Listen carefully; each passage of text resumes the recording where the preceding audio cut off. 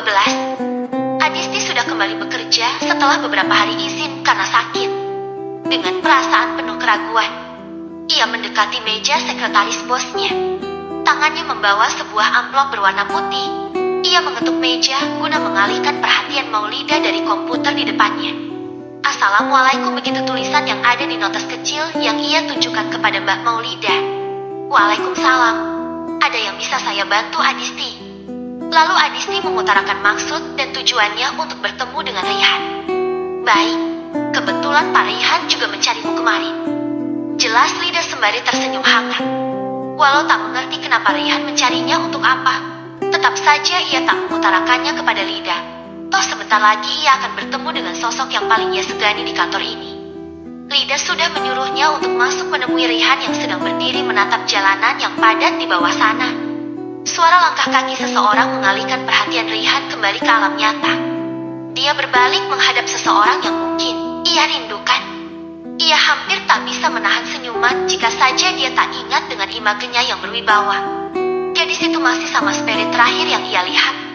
Seluruh tubuhnya tertutup dari ujung kepala hingga ujung kaki, kecuali bagian wajah. Bahkan tangan Adisti hanya terlihat jari-jari mungilnya. Adisti sedikit membungkukkan badannya pertanda memberi hormat kepada Raihan. Ia kembali berdiri tegak dan maju beberapa langkah mendekati meja Raihan. Adisti meletakkan amplop yang dibawanya tadi. Raihan yang melihat itu hanya mengangkat alisnya mempertanyakan maksud amplop itu. Itu adalah gaji saya, tulis Adisti di note yang selalu ia bawa. Kamu bisa pakai bahasa isyarat saja. Saya mengerti kok. Pintar Raihan. Adisti mengangguk senang. Tak menyangka jika atasannya itu mengerti bahasa isyarat. Itu adalah kelebihan gaji saya, ulang Adisti dengan gerakan tangan. Lalu saya rasa terlalu berlebihan menggaji saya sedemikian besar sementara saya tidak kerja. Apapun jelasnya, saya sudah tanya gaji OB di sini. Jadi saya hanya mengambil gaji saya sebesar gaji OB saja. Raihan bengong dengan mulut yang sedikit terbuka, namun kemudian ia menatap bertambah heran. Kenapa? Karena saya hanya diberikan kerjaan untuk membeli makanan dan minuman saja. Kadang-kadang hanya membuat kopi atau semacamnya, ujar Adisti kelewat polos. Raihan memperhatikannya dengan seksama ia menggaruk pelipisnya yang sama sekali tidak gatal. Jadi maksudmu, kamu ingin protes karena tidak diberi pekerjaan sesuai dengan bidangmu? Adisti tersenyum. Apa itu termasuk protes? Jika iya, maka jawaban saya adalah iya. Saya tidak tahu kenapa tugas yang dideskripsikan di pengumuman lowongan kerja berbeda dengan apa yang saya lakukan. Lalu, kenapa kamu sering lembur? Sudah terlanjur. Raihan keceplosan menanyakan hal itu. Otak dan mulutnya kini mulai tak sinkron. Mungkin setelah ini ia akan meminta mamanya untuk memeriksa otaknya. Saya mengada-adakan pekerjaan dan kebetulan Mbak Rima memberi saya tugas. Itu hanya sedikit dari pekerjaannya dia. Ambil gaji kamu, saya akan memberi kamu pekerjaan kalau begitu, ujar Raihan. Dia masih tak habis pikir dengan jalan pikiran karyawannya satu ini. Di dunia ini, siapa yang tidak suka diberi uang dengan kerjaan minimal? Hanya Adisti seorang. Beri saya pekerjaan yang sesuai, saya akan menerima gaji saya awal bulan depan. Karena pekerjaan sekarang masuk penggajian bulan depan, bukan? Satu hal yang ditangkap dari Adisti, gadis itu sangat keras kepala. Kalau sudah mengatakan A, maka harus A juga. Gadis itu juga cerewet. Haruslah kebisuan Adisti bisa ia syukuri. Lihat, pikiran Raihan semakin ngawur. Raihan bingung sendiri hendak memberi pekerjaan apa kepada bawahannya yang satu ini. Matanya kemudian jatuh pada proposal yang ditolak oleh ayahnya. Periksa proposal itu dan cari di mana letak salahnya, pintanya sambil memberikan proposal itu kepada Adisti. Sementara Adisti menerimanya dengan senyum merekah di bibirnya. Adisti tidak mudah ditebak. Awal bertemu ia menjadi pedagang asongan.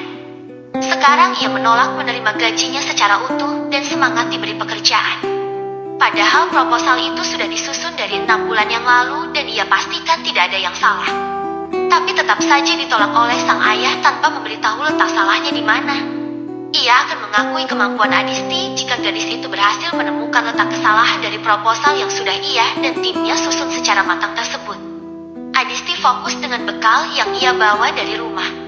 Sedangkan Rima, ia memesan makanan online karena terlalu malas untuk masak sendiri. Rekan mereka yang lain sudah pergi untuk bersantap ke kantin depan yang terkenal dengan sotonya. Sejauh ini, Adisti tidak terlalu banyak berinteraksi dengan rekan-rekannya yang lain selain Rima yang kerap kali menempelinya. Bukan karena ia tidak mau menyapa mereka. Hanya saja ia tidak tahu apa yang salah dengan mereka. Karena setiap kali ia menyapa mereka, tak jarang diabaikan. Sementara jadwal mereka untuk family gathering terpaksa tertunda karena beberapa pekerjaan yang harus diselesaikan dalam waktu dekat ini. Adisti yang semangat karena mungkin akan punya kesempatan untuk mengenal teman-temannya juga ikut pudar. Adisti, aku sudah ikut kelas online bahasa isyarat yang kamu rekomendasikan. Seru Rima antusias. Adisti yang menyarankan Rima untuk ikut kelas bahasa isyarat secara online ketika ia meminta gadis tersebut mengajarinya. Namun, bukannya dia sendiri yang mengajari, Adisti malah memintanya untuk bergabung dengan kelas online yang ada di salah satu platform sosial media.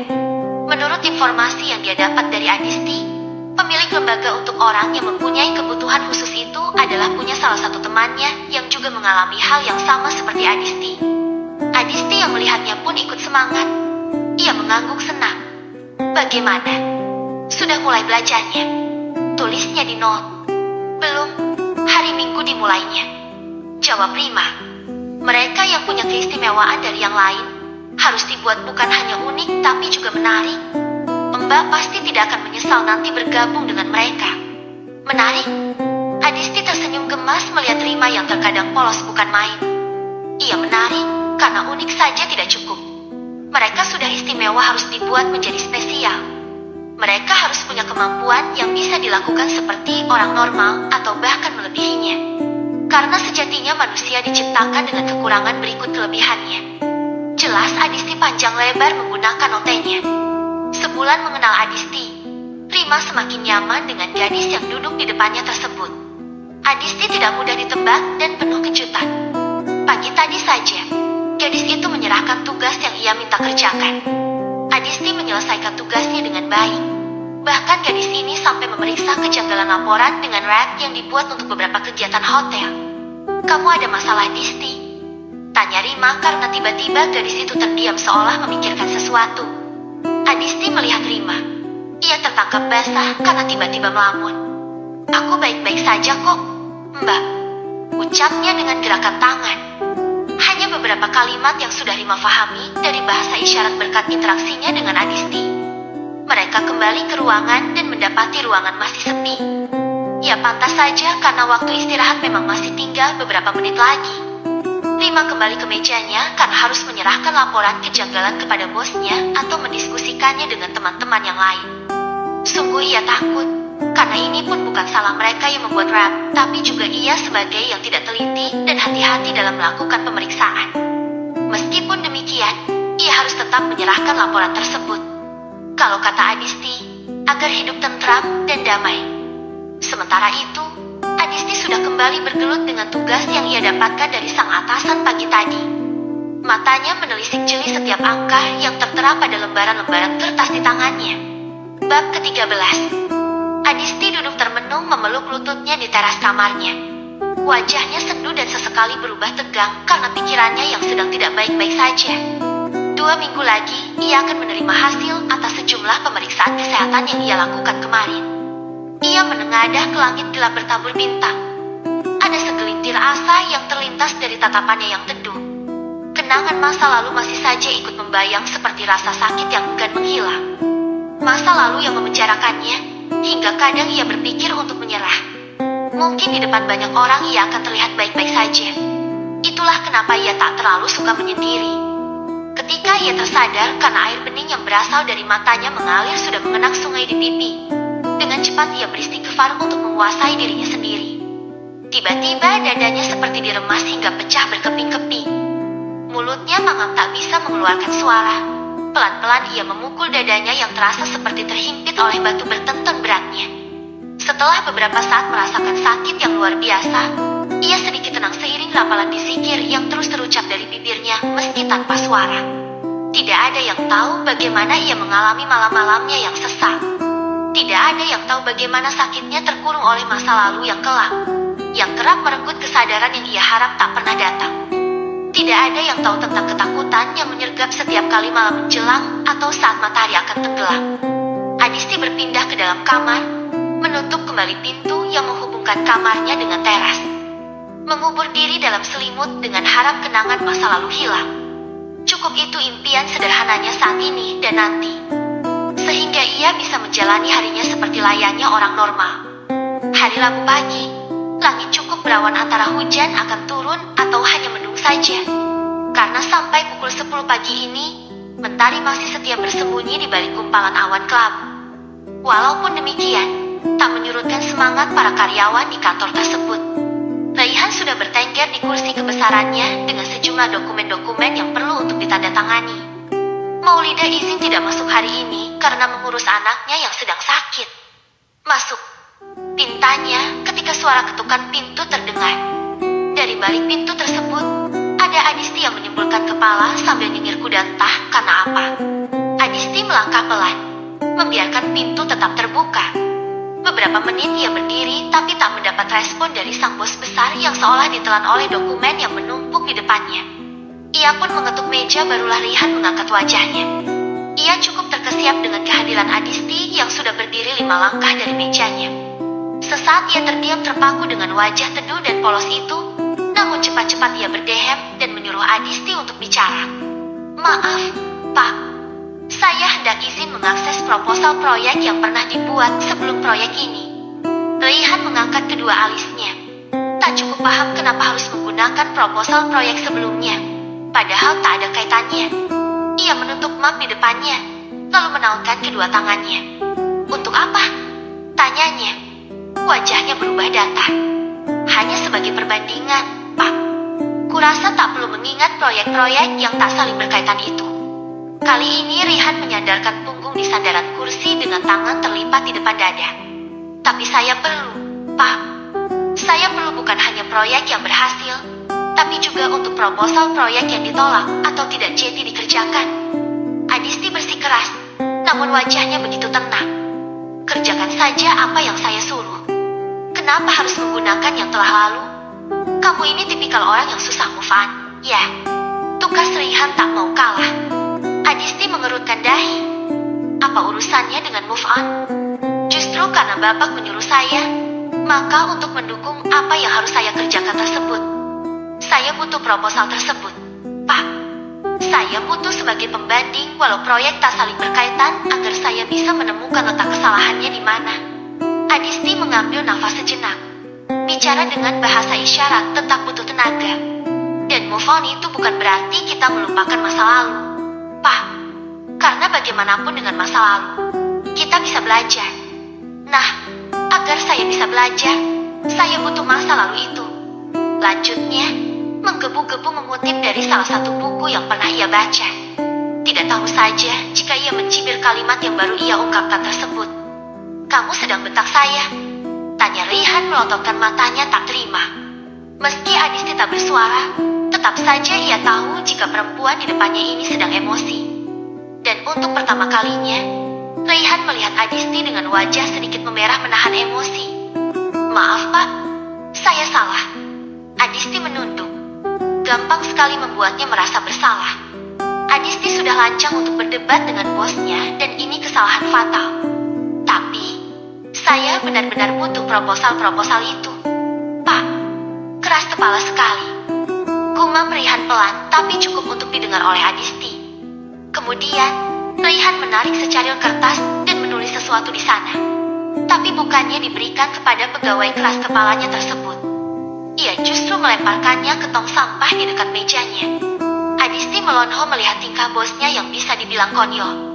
Padahal ia sudah bersiap untuk menerima kertas berisi tulisan yang bisa digunakan dirinya untuk mengakses file rahasia milik perusahaan. Memang ada beberapa dokumen rahasia yang hanya bisa diakses oleh orang-orang tertentu di perusahaan.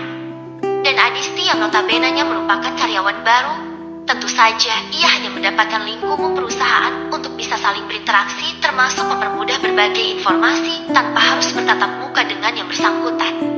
Hal ini juga mempermudah monitoring dengan cabang-cabang hotel yang tersebar di berbagai wilayah. Hubungi bagian IT, minta untuk dibukakan akses dengan akunmu. Nanti saya STC dari sini. Saya benar-benar diberi akses. Pak, saya hanya butuh beberapa proposal terakhir saja. Adisti masih tak percaya. Bayangkan saja, ia harus memegang tanggung jawab untuk ikut menjaga rahasia perusahaan dan itu adalah tugas paling berat yang ia terima sebagai karyawan baru. Lagi pula, ia masih karyawan baru yang belum ada seumur jagung. Karyawan lama saja belum tentu bisa memperoleh hal tersebut. Ia menatap curiga kepada Raihan yang duduk tenang melihatnya. Kemana raut garang yang ia terima beberapa saat yang lalu? Tidak benar-benar, hanya untuk 3 hari saja. Bilang sama bagian IT, kamu hanya butuh waktu 3 hari. Tapi jangan menyalahgunakan kepercayaan saya. Peringat Raihan. Kenapa juga ia bisa dengan gampangnya bilang untuk membukakan akses akun Adisti? Adisti mengangguk mengerti. Baik, Pak. Terima kasih. Kalau begitu, saya permisi. Assalamualaikum. Waalaikumsalam. Sejak ia mendapatkan akses untuk bisa melihat proposal proyek sebelumnya, Adisti tak lagi bangkit dari duduknya kecuali untuk menunaikan kewajibannya zuhur tadi. Ia kembali berkutat dengan data-data berisi angka yang mengisi penuh monitor di depannya. Sesekali ia memperbaiki letak kacamata bacanya yang bertengger di hidung. Rima baru tahu jika Adisti adalah orang yang gila kerja. Adisti belum bangkit dari duduknya. Bahkan perempuan itu hanya makan siang beberapa suap saja sebelum kembali ke meja kerja yang menenggelamkannya.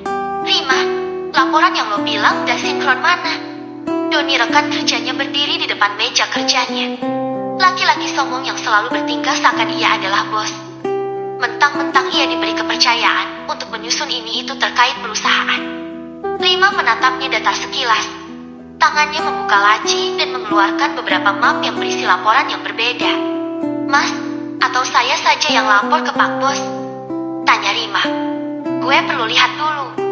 Jangan asal lapor. Ketus Doni dengan wajah sinis. Rima memilih bungkam daripada meladeni Doni yang ujungnya pasti ia yang akan disalahkan. Ia teramat kesal dengan laki-laki satu ini.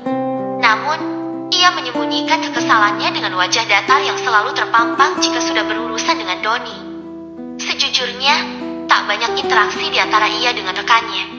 Hanya saja, ia tahu Doni yang selalu berlagak bosi bukan hanya kepadanya, tapi kepada beberapa teman yang lain juga. Suara ponsel kembali terdengar setelah beberapa saat yang lalu berbunyi dengan nada yang sama. Pertanda bahwa ada pesan masuk di benda elektronik tersebut. Pemiliknya hanya melirik saja sampai matanya menemukan satu pesan teratas dengan nama yang ia simpan 2 hari lalu. Rumah Sakit Medika. Assalamualaikum Ibu Jina, besok keluarga pasien ingin bertemu dengan Ibu secara langsung. Adisti. Waalaikumsalam. Saya lihat besok. Rumah Sakit Medika. Baik, Bu. Adisti kembali tercenung di meja kerjanya. Ia sampai sekarang belum mengatakan bahwa sebenarnya ia bukanlah Jina yang mereka maksud. Ada kesalahpahaman pada mereka yang menganggapnya sebagai seorang yang akan mendonorkan salah satu organ tubuhnya. Namun ia cukup senang karena setidaknya ia mengetahui keadaan Amel. Ia tak pernah tahu jika Amel memiliki penyakit yang cukup parah hingga menuntutnya untuk segera mendapat donor. Bab ke-14. Saya tidak mau bertemu dengan keluarga pasien. Wanita itu bersikeras tidak mau menemui keluarga yang akan menjadi tempat salah satu organ tubuhnya bernaung. Anda bilang bukan Ibu Jina, lalu Anda siapa? Dokter Reza setengah tak percaya dengan apa yang sedang terjadi. Setelah beberapa hari yang lalu, gadis itu terus menolak untuk bertemu dengan keluarga pasien. Dan pendonor atas nama Jina baru menemuinya 3 hari yang lalu. Adisti menundukkan kepalanya. Panik bercampur malu menghinggapi dirinya kini. 1 detik, 2 detik, 3 detik. Merasa segalanya menjadi hening. Adisti memberanikan diri untuk mengangkat kepalanya. Adisti meremas ujung jilbabnya mendapati tatapan Dokter Reza menajam ke arahnya. Bahkan, untuk menelan salivannya saja terasa mengganjal di tenggorokan. Adisti kembali menunduk. Maaf dok, saya tidak bermaksud berbohong. Tapi saat itu, dokter, Adisti menggantungkan kalimatnya, menyalahkan apa yang terjadi pun rasanya percuma saja sekarang. Saya Adisti, saya kenal dengan pasien. Tapi jika nanti hasilnya cocok, saya akan tetap menjadi pendonor. Tapi dengan satu syarat. Adisti mengangkat satu jari telunjuknya. Semua informasi tentang saya tolong dirahasiakan. Dokter Reza memijat perlahan tenguknya. Bukan hanya bingung, Namun juga lelaki berusaha kepala 3 tersebut juga ingin marah.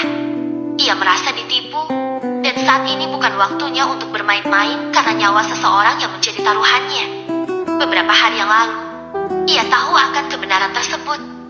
Seorang wanita datang kepadanya dan mengaku bahwa ia adalah Gina, calon pendonor yang sempat mereka hubungi sebelumnya.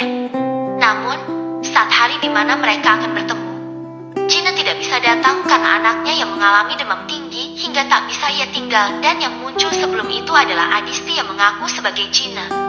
Dr. Reza menjatuhkan dirinya di atas sofa. Di depan Adisti yang masih duduk dengan kepala tertunduk, Dr. Reza masih saja terdiam. Ia menengadahkan kepala, menghirup sebanyak-banyaknya oksigen karena ia merasa kepalanya akan pecah. Seorang perawat perempuan masuk dengan membawa 2 gelas berisikan air putih dingin. Menyadari ketegangan yang sedang terjadi, perempuan tersebut hanya tersenyum maklum seolah ia sudah terbiasa dengan atasannya tersebut. Dr. Reza baik, namun jika kasus serius seperti yang terjadi saat ini, ia bisa saja kehilangan kendali. Karena hal ini melibatkan nyawa seseorang. Ditambah lagi seseorang tersebut merupakan adik sahabatnya. Laki-laki tersebut akhirnya meraih gelas yang sudah tersimpan di atas mejanya, menghabiskannya dalam satu tegukan. "Jadi, mau Anda sekarang apa, Nona?" tanya Dr. Reza. Akhirnya, Adisti menggeleng. "Cukup sembunyikan saja identitas saya jika ginjal saya cocok. Lalu semuanya akan selesai. Berapa kompensasi yang kamu inginkan?" Mendengar pertanyaan tersebut, Adisti menggeleng dengan tegas. Sungguh, jauh di lubuk hatinya masih tersimpan rasa iba dan harap akan kesembuhan untuk Amel, kakak perempuannya. Ia tak pernah benar-benar berdamai dengan masa lalu. Bukan karena ia tak ingin, namun mimpi dan kenangan itu masih jelas di pelupuk mata. Belasan tahun telah berlalu, seolah sang waktu pun ikut terluka hingga enggan untuk menghapusnya. Dadanya kembali sesak. Bongkahan batu yang bertenton beratnya terasa menghimpit. Ia memukul dadanya. Lagi dan lagi ia merasa oksigen terbatas, dan saat seperti inilah sering terlintas di pikirannya. Berharap akan semuanya berakhir. Ingin berteriak melepas semua belenggu kehidupan mengerikan yang memenjarakannya. Ia sedang berada di titik terendahnya. Tangis pun pecah meski tak bersuara. Untung saja semua orang kantornya sudah kembali ke kediamannya masing-masing. Sepulang dari rumah sakit tadi, Adisti memilih untuk kembali ke kantor. Ia tak mungkin pulang dalam keadaan tak baik-baik saja dan membuat kedua orang tuanya khawatir. Ia duduk memeluk lututnya di tangga darurat. Luka besar di dadanya kian mengalah lebar. Haruskah ia menyerah? Bolehkah ia berharap jika nanti saat waktu itu telah tiba, agar ia tertidur saja? Tertidur tenang dan semuanya akan kembali aman. Begitupun dengan dirinya. Sepasang sepatu hitam berkilau terhenti di depannya. Ia yang masih bingung sekaligus lelah melihat sang pemilik. Saat sorot mata tajam itu masuk ke retinanya, saat itulah dunia menjadi gelap gulita. Kesadarannya hilang, dengan tiba-tiba tubuhnya oleng ke lantai. "Mah, bagaimana keadaannya?" tanya Rihan, seraya bangkit dari duduknya ketika melihat dokter dan 2 orang perawat keluar dari ruang rawat inap. Orang yang dimaksud Rihan adalah Amel. "Jangan khawatir, Dr. Reza sudah menemukan calon pendonor. Semoga saja cocok," jawab wanita yang berprofesi sebagai dokter tersebut. "Ikut Mama ke ruangan sebentar," ajak Andina. Benar, itu adalah mamanya Rihan. Akan tetapi saat mereka berjalan menyusuri lorong, kedua ibu dan anak tersebut berpapasan dengan Nanta yang sedikit panik sambil membawa seseorang di gendongannya. "Dia siapa, Nanta?" Andina. Wanita itu mencegat Nanta. Raihan juga tak kalah penasaran. Bukannya menjawab, Nanta justru membawa orang di dalam gendongannya berbelok ke arah UGD. Raihan pun merasa heran. Ia tak pernah melihat Nanta yang notabene-nya adalah seorang dokter kini panik selain ketika laki-laki tersebut melihat adiknya kritis. Berbeda dengan saat ini. Ia benar-benar melihat Nanta panik dan cemas. Biar Tante aja yang periksa. "Nah, kamu tenang dulu."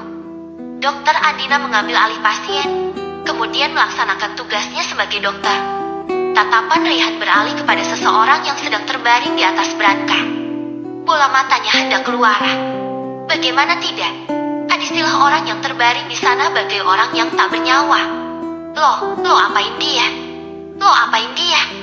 Raihan menaikkan nada suaranya. Kalian ini apa-apaan? Bawa mereka keluar sekarang. Pinta Andina tak habis pikir dengan dua orang tersebut. Kedua asistennya langsung melaksanakan tugasnya. Raihan yang sudah cukup tenang setelah duduk, sejenak melirik ke arah Nanta yang kembali berwajah datar seperti biasa. Lo nggak mau kasih penjelasan apa-apa? Gue nemuin dia di tangga darurat kantor lo. Gue habis ngisi seminar dekat kantor lo.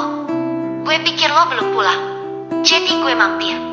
Tadinya gue iseng lewat tangga darurat, tapi gue lihat dia terletak di lantai. Nanta menceritakannya secara runtut meski tak semuanya benar. Karena sebenarnya, ia menemukan Adisti sejak gadis itu duduk sambil menangis tanpa suara. Namun karena tak juga berhenti akhirnya, ia memutuskan untuk mendekat ke arah Adisti, dan gadis itu malah kehilangan kesadarannya. Ia sempat menangkap sorot ketakutan sebelum kesadaran gadis itu hilang. Raihan menunduk. Ia mengetatkan rahangnya, ingin marah entah kenapa dan kepada siapa. Hampir 30 menit. Pintu UGD terbuka menampakkan sosok Andina dan kedua asistennya. Bagaimana tante? Andina menyipitkan matanya menatap penuh selidik sebelum akhirnya menjawab. Dia kelelahan. Sebentar lagi dia sadar kok. Dia siapa sebenarnya? Nah, dia karyawan Raihan. Ma, itu suara Raihan yang menjawab. Aku nemuin dia di kantor Raihan tante. Timpa Nanta. Kamu nyiksa karyawan kamu, Ray? Enggak, Ma. Tadi pas ke rumah sakit, sudah gak ada orang di kantor. Sudahlah, Ray ikut Mama sebentar. Pinta Andina melanjutkan rencananya yang tertunda tadi. Gue titip dia sebentar. Jangan masuk, bukan mahram. Tegas Raihan. Tuti, kamu di sini saja jagain dia. Nanti gue balik. Tuti adalah perawat sekaligus asisten mamanya. Tuti hanya menggeleng tak habis pikir. Apa yang spesial dari gadis di dalam sana hingga membuat dua bersahabat ini seolah musuh dalam sekejap mata. Tuti cuma mau PHD di dekat rumah sakit ini kok Mas Raihan. Sahut Tuti sebagai jawaban. Nanti sama gedung-gedungnya gue kasih. Nanta tak lagi menanggapi. Ia memilih untuk pergi karena bagaimanapun, suasana hatinya sedang kacau sekarang. Bab ke-15. Tak seorang pun tahu bagaimana hidup ke depan. Dengan siapa kamu akan bertemu dan kapan. Semuanya sudah diatur sedemikian rupa seakan terjadi secara kebetulan. Garis takdir, ada hal-hal yang dapat kamu hindari, ada pula yang menuntut agar kau hadapi. Namun selalu ada pilihan, mundur, menyerah atau bertahan sulit memang. Karena jika tidak namanya bukan pilihan. Adisti, gadis yang sudah merasa nyaman dengan kebisuannya itu hanya bisa tersenyum miris ketika sadar. Ia masih bisa bertahan. Sejenak, matanya terpejam kalau mengingat kejadian terakhir kali sebelum kesadarannya merenggut seolah dipaksa. Ia bertemu lagi dengan orang itu, yang membuat mimpi buruknya semakin enggan untuk berlalu. Jarum infus yang tadi masih tertancap di tangannya sudah ia lepas. Bayangan wajah Uminya terlintas dalam benak. Bagaimana tidak? Sekarang waktu sudah menunjukkan jam 11:30 malam. Tas kerjanya mungkin masih tertinggal di kantor. Baru saja ia menampakkan kakinya di lantai putih tersebut. Pintu ruangannya terbuka lebar menampilkan sosok Umi dan abinya di sana. Kedua orang tersebut buru-buru menghampiri Adisti dengan panik dan cemas yang masih tersisa di wajah keduanya. Bukan Adisti tidak tahu. Akhir-akhir ini abinya sedikit lebih hangat daripada biasanya. Belasan tahun ia tinggal bersama mereka. Sorry, abinya memang lebih sering menampakkan raut wajah dingin terhadapnya. Gadis itu selalu sadar diri akan posisinya yang bukanlah seorang anak kandung. Namun beberapa hari terakhir ini, abinya menunjukkan sosok hangat sebagai seorang ayah seperti sekarang misalnya. Laki-laki itu menunjukkan wajah paniknya. Assalamualaikum, Umi. Abi Adisti mencium kedua tangan orang tuanya. Waalaikumsalam. Inilah kenapa Umi larang kamu kerja, Adisti. Cerocos Uminya. Keadaan kamu gimana, nak? Tanya Sorik sambil meletakkan tas kantor Adisti yang diberikan oleh laki-laki yang mengaku sebagai atasan anaknya tersebut. Baik, Abi jawab. Adisti menggerakkan tangannya dengan lincah. Makan dulu ya. Pinta abinya sedikit canggung. Karena sekalipun mereka sudah tinggal bersama, laki-laki yang sudah memasuki umur 50 tersebut sangat jarang mengajak Adisti bicara jika tidak sangat diperlukan saja. Sedangkan Uminya sudah merenggut karena merasa diabaikan. Adisti mengganggu, sengaja tak mempedulikan uminya yang saat ini yatah. Yu sedang kesal. Saat ia akan meraih rantang yang ia yakin berisikan masakan kesukaannya, ia menghambur memeluk sang umi erat. Ia hampir lupa bahwa masih ada mereka yang begitu menyayanginya. Betapa jahat dirinya ketika kerap kali ia berharap agar ia tak pernah bangun lagi saat mimpi-mimpi itu mulai merenggut kesadarannya. Lihatlah, betapa khawatirnya perempuan yang balas memeluknya sekarang. Jangan menangis, nak. Sekarang makan dulu ya, Umi udah masakin makanan kesukaanmu. Fatimah, sang umi menghapus air mata yang terus mengalir di pipi anaknya tersebut. Adisti menuruti uminya. Dia kembali ke atas berangka rumah sakit tersebut dan mengambil posisi duduk paling nyaman menurutnya. Uminya membuka rantang susun 3 tersebut dan menampakkan isinya yang beragam. Suara ketukan pintu menginterupsi ketiganya. Abinya lalu membuka pintu tersebut. Adisti dan Fatimah ikut melemparkan pandangannya ke arah pintu. Ada Rehan di sana. Gadis itu mengerutkan keningnya. Kenapa ia baru teringat jika ia pingsan di kantor dan tepat di depan orang itu yang notabene-nya adalah sahabat atasannya tersebut. Mari masuk, Nak Rehan. Kening Adisti membentuk beberapa lipatan mendengar uminya menyebut nama sang atasan. Kapan mereka kenal? Tanyanya dalam hati. Saat lelaki itu masuk, ternyata tidak sendiri. Ada juga perempuan yang lebih tua dari uminya mengikuti dari belakang. Adisti mengerutkan keningnya berpikir keras di mana ia pernah bertemu dengan wanita yang mengikuti langkah Rehan. Bagaimana keadaan? Wanita itu bertanya dengan bahasa isyarat. Baik, tante ini. Siapa ya? Saya ibunya Rehan. Andina. Andina. Wanita yang menolongnya saat ia kelaparan belasan tahun lalu. Wanita yang ia temui dengan anaknya yang ia melihat Rehan sekilas, lalu mengerjakan mata kala ingatan datang menghampiri. Pertemuan singkat mereka namun begitu membekas pada diri seorang Adisti kecil yang memiliki ingatan yang tajam tersebut. Hingga ia dewasa seperti sekarang, bahkan masih mengingatnya. Kamu sudah sadar? Tadi sudah ada yang periksa. Ini kenapa infusnya dicabut? Adisti tersentak untuk kembali ke dunia nyata. Tak ada perawat atau dokter sejak ia sadar diri tadi. Maaf, saya tidak terlalu suka diinfus. Sekarang saya sudah baik-baik saja kok, jawab Adisti. Tante ini dokter? Tanyanya memastikan sesuatu. Perempuan itu mengganggu. Akhirnya Adisti menghabiskan makanannya dengan ditemani obrolan-obrolan kecil dari mereka yang sedang duduk di sana. Uminya sendiri adalah orang yang sangat ramah. Ia ramah terhadap siapapun selama orang itu punya itikat baik. Jadi tidak heran jika mereka ngobrol kayaknya orang yang saling mengenal. Sedangkan abinya tadi pamit pulang karena besok harus berangkat pagi ke toko. Rehan, laki-laki itu masih ada di dalam ruangan tersebut. Adisti baru saja memberikan laporan hasil pemeriksaannya terhadap tugas yang disuruh oleh Rehan sekitar 2 minggu yang lalu.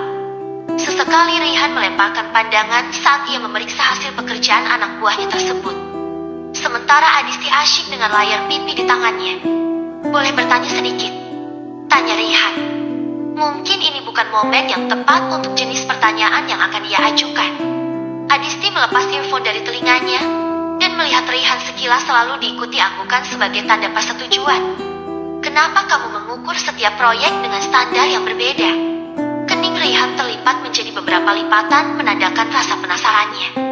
2 orang perempuan yang masih mengobrol di sofa langsung mengalihkan perhatian mereka. Memelototi Rehan karena masih saja membahas pekerjaan. Ini sudah hampir tengah malam dan Adisti masih baru saja sadar. Rehan, ayo pulang. Pinta Andina tak mau dibantah. Adisti terkikik walau tak bersuara dan Rehan membalas dengan memelototinya. Timingnya tidak tepat, Pak Bos. Ejek Adisti saat mereka sudah berada di ambang pintu untuk kembali ke peraduan setelah tadi pamit. Kamu juga tidur ya, Nak? Dijawab anggukan oleh Adisti. Kemudian ia bergeser menyisakan ruang kosong di sampingnya. Gadis itu menepuk tempat kosong itu, bermaksud agar uminya ikut tidur dengannya. Umi di sini saja. Ah, tolak Fatimah. Ia yakin Adisti akan merasa sempit nantinya. Adisti menggeleng tak setuju. Ia kembali menepuk tempat kosong tersebut. Fatimah sangat tahu bagaimana keras kepalanya Adisti. Ia mungkin terlihat seperti gadis lemah yang penurut jika dilihat sekilas. Namun tidak sedemikian adanya. Adisti punya sifat keras kepala. Hanya saja gadis itu mampu menempatkannya pada tempat yang tepat.